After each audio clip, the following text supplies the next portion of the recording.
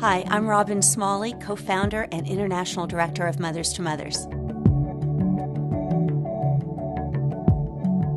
I think one of the greatest injustices of our time is the fact that we are still having almost 900 babies born every day with HIV, completely unnecessarily, completely preventable, and most of them are in sub-Saharan Africa.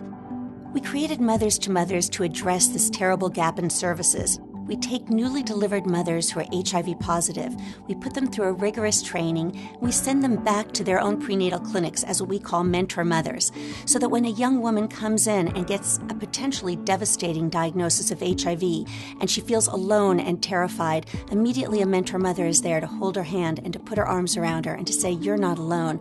I'm positive too, and my baby was born healthy."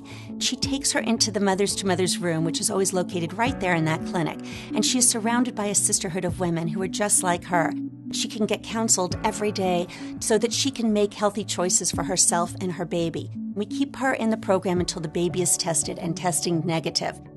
What was so exciting and controversial at the time is that we pay our mentor mothers.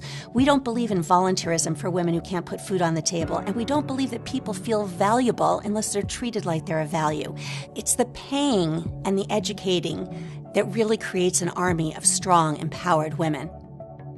What I love about Mothers2Mothers is that we are putting mothers front and central of the solution to end pediatric AIDS. We're going to send in a mother who's just like you, who's from your community, who might be somebody who lives down the road who you can trust, and she's going to explain how you can have a healthy child in a way that isn't going to frighten you and that's going to support you throughout your pregnancy until your baby tests negative. Mothers2Mothers creates a support system so that they can disclose safely and so that they can take treatment safely, and that just doesn't exist.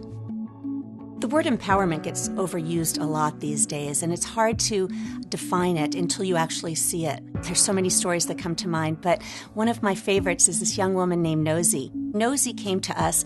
She was 19 years old, and she was filled with joy over this new life that was growing inside her, and absolutely had no idea that there could be anything wrong. And she got tested, and when she got tested, she found out that she was HIV positive, and she was devastated. She was angry, and she left, and we thought we'd never see her again, but she ended up coming back, and in short time she started holding her head up and looking us in the eyes and wearing a t-shirt that said HIV positive and speaking in her church.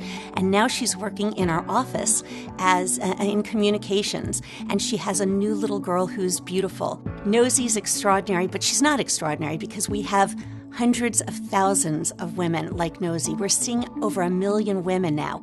Each one of these children and mothers are so important, and that's what Mothers is about, one mother saving another.